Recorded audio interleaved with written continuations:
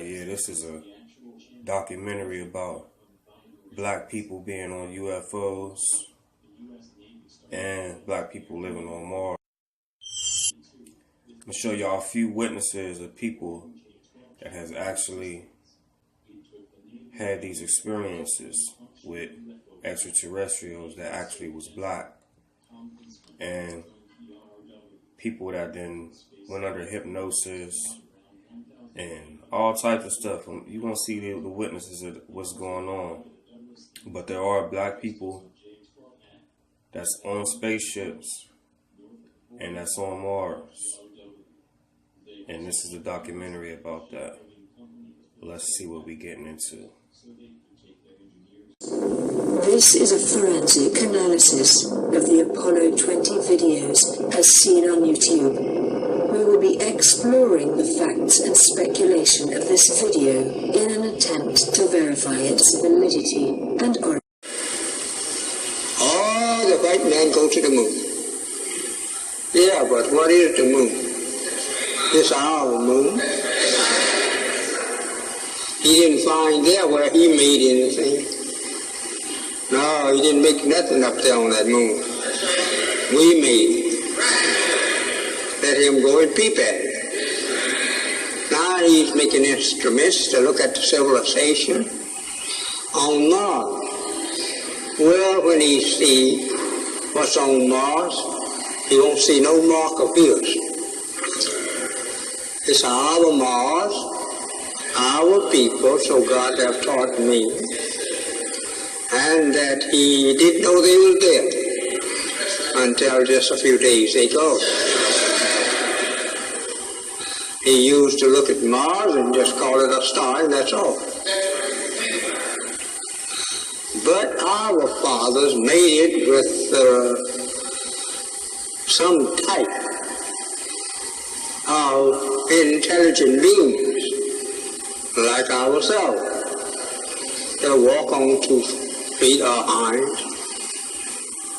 They are not animals. They are intelligent people.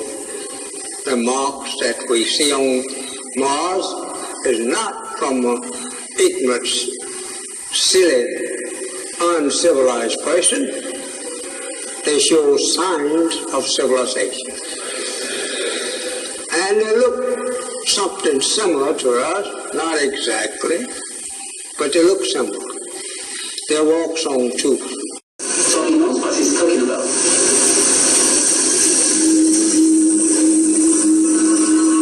On the morning of May 14, 1988, Amaury Riviera, a young man from Puerto Rico, photographed a giant disc, followed and circled by 2 jet interceptors. What makes the sensational pictures even more interesting is Riviera's claim that he had contact with the occupants of this UFO. Hello, my name is Amaury Riviera, and I live in Puerto Rico. And back in 1988, I was working in a nightclub, and there was a musical group there. One of my cousins wanted me to photograph the musical group, and she loaned me a camera with some film. On my way back home, I encountered 2 small beings, 2 small strange men, which I didn't think were men from outer space. And they took me somewhere where there were other people besides myself. Other human people, like from Puerto Rico, I guess. From here, another human being showed up. He claimed to be from a distant planet. He was dressed in black. He had a dark skin, but he was not a Negro. He had look how nervous he got. He was told black hair up to he was told not to say he was a Negro. He spoke to us with the mouth verbally, and no telepathic speaking. He showed us various projections, which looked at very real projections, and he informed us about a whole bunch of things that are even still incredible to me. Then they returned me to... What did this holographic projection show? The holographs were mainly, the first one that I can remember was like a short trip through space. We saw where he came from, where he he's said to be from. We saw his people, we saw the houses that they used. And the second one was about a meteor or rock falling to Earth in the near future, which is going to cause a lot of havoc in the world. This would fall, it's going to fall in very near the Caribbean, Puerto Rico, and those other small islands, but it's going to affect the whole world, not just Puerto Rico. The last one is that they projected. It was showing us how there was only going to be one government on the planet Earth, and they'll be living on some sort of artificial island that's going to be floating in the middle of a dark, black, dirty sea. Check out how this lady was getting autopsy. They found on the moon from NASA an alien body, black lady with dreadlocks. Check it out, y'all. Check it out.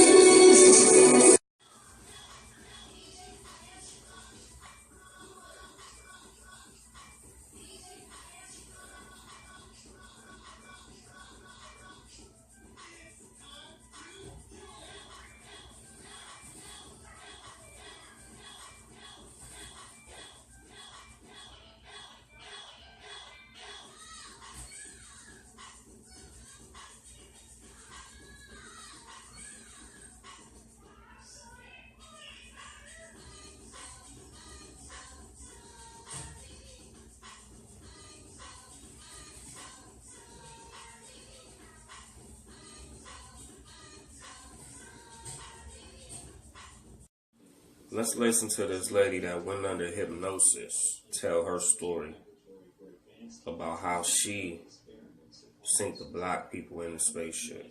I was told I was on the planet Mars, and I was given some startling information that I consider very startling, very interesting information.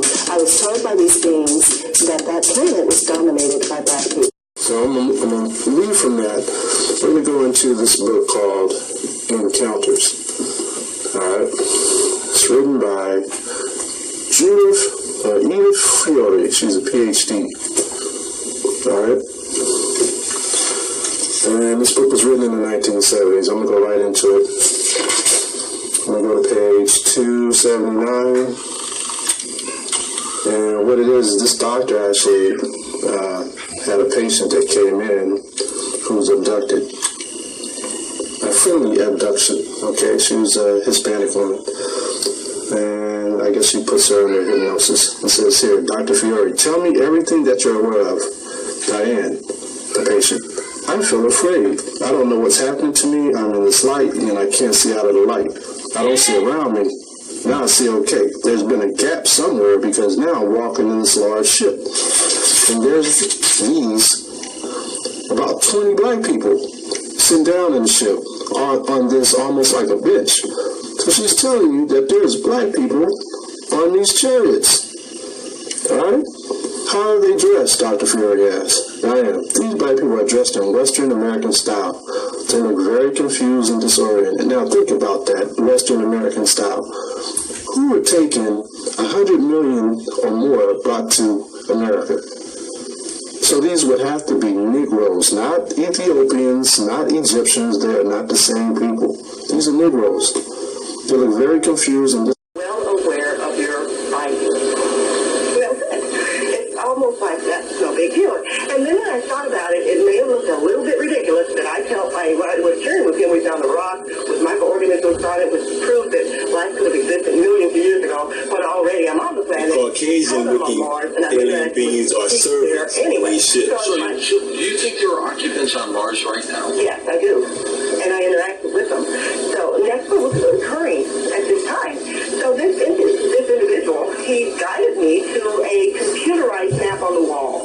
And he showed me terrain, mountains, and landscapes, and areas that were occupied. And he pointed one up, and I tried to remember the names of them. The only one I could commit to my memory was a place called U. Why U?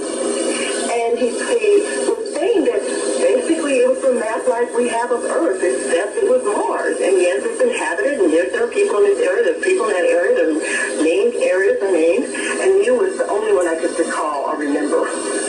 And then I was, in that experience, my whole conversation was overheard by another individual who joined the conversation, and she was a black female. And she came out, and I really decided I couldn't comprehend this information. I couldn't really digest it. I wasn't certain how to react to the information that he told me after that, which was that Mars is predominantly black. And I couldn't comprehend that. I couldn't understand that. Mars is predominantly black. And so another woman enters the room who had overheard the conversation, and she reiterated, Mars is predominantly black. And again, I couldn't understand that. I couldn't understand why she's telling me this. What does that mean?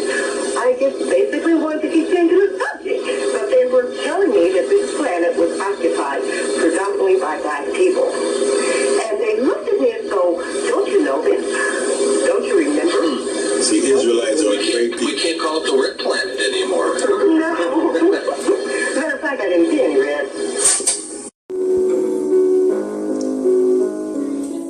Accidentally, so I didn't get a chance to finish my last video, which was about black, negroid, melanated ETs that are inhabiting what I know to be here on this planet, existing, and then also I believe they have a colony on Mars, which are purely melanated negroid ETs, Martians. Greetings, Nazir Ra. Are there black extraterrestrials? Gradations of Anunnaki going up to your etherians. They manifest as so-called Anunnaki. I want to break this whole thing down. Ain't nothing but a party. But I wanted to put on that Parliament. Parliament talks about partying on the mothership. Parliament talks about we are here to reclaim the pyramids. Star Child here. Why is that? Why is this brother, he talking about funk music and dance music? Why is he talking about sweet chariot, let me ride? Swing down, sweet chariot. It's talking about the New Jerusalem. It's talking about, let me go ahead and go in.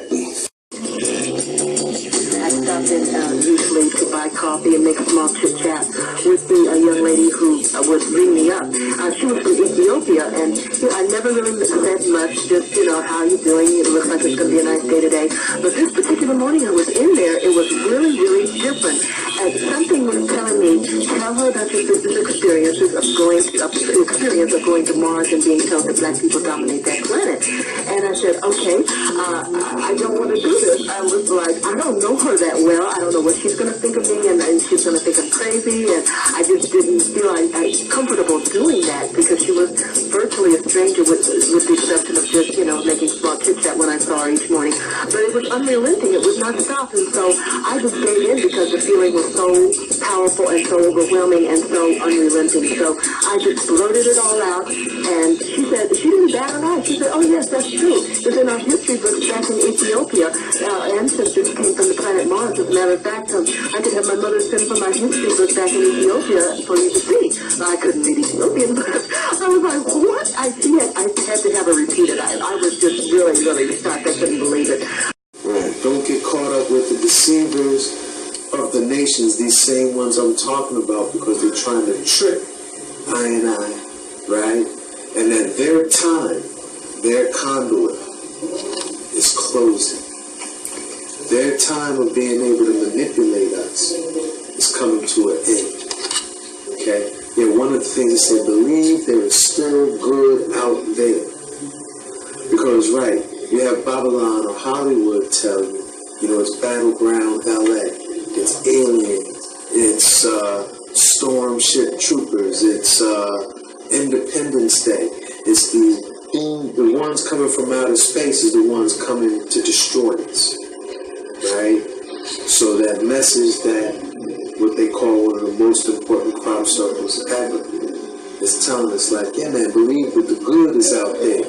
Again, going forward to this biggest secret, this biggest mystery, that the real guardians of the galaxies are our extraterrestrial ancestors. They look like they look like us. Check out how this dude from NASA tell you he see black people coming off of the spaceships. NASA. Okay, people have asked me about, I call them vehicles. Okay? Right. No, I did not call them objects. That was too neuter for me. Okay. I had a Stanford professor say you ought to call them objects. No, they have all of the qualities of a vehicle. They can move. They're just like a missile or anything like that. So that much we can say about them, for sure. Okay. So I'm calling them in. Okay. Okay, somebody comes along and says, well, now where would you manufacture one that's 2.5 Earth lengths long?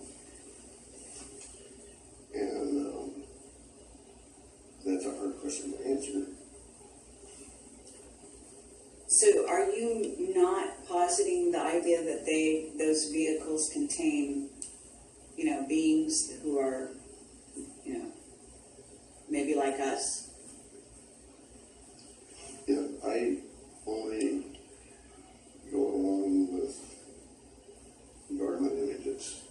And if you want to know about people kind of thing, there is the ship that picked up the Voyager capsule at Alameda Naval Shipyard, and they have a picture there of I think it's the Apollo flight that Buzz and Neil were on. But anyway, there is one image there that shows black people getting off. So people with dark skin getting off? Not dark, black. Black skin? Really black, yeah. Were they tall? Yes. Very tall? Yeah. How tall? Do you know? Well, they got out the doorway. I don't know how high that is, but they say 7 feet would be probably a conservative estimate.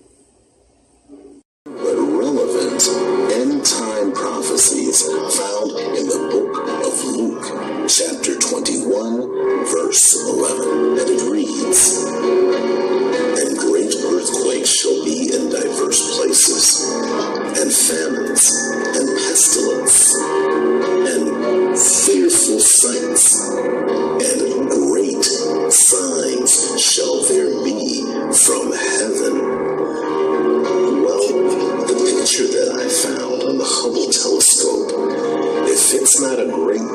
sign from heaven, I don't know what is. The picture that I will show you, please note, is so large that it covers the span of galaxies. It covers the span of time.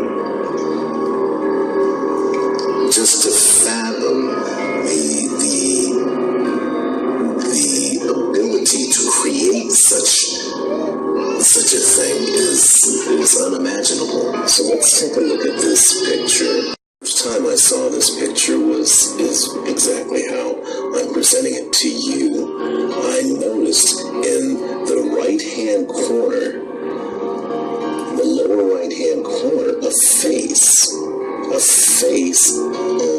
a black man. And I say that because if you look at the picture, you can see that it has Negroid features to it. And it appears that he's peeking from behind a cloud.